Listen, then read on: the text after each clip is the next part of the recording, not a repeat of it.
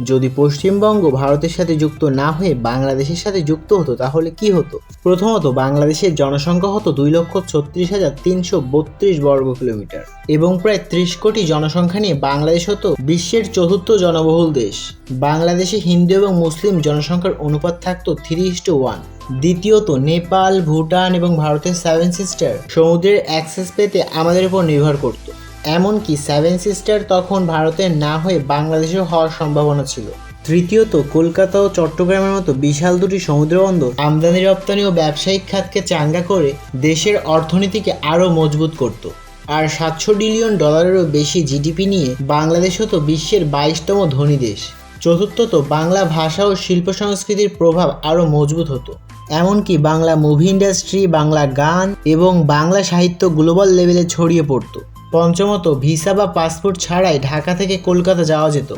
আর বাংলা ভাষাভাষী সকল মানুষ এক জাতি, এক পতাকা এবং এক দেশের অংশ হতো।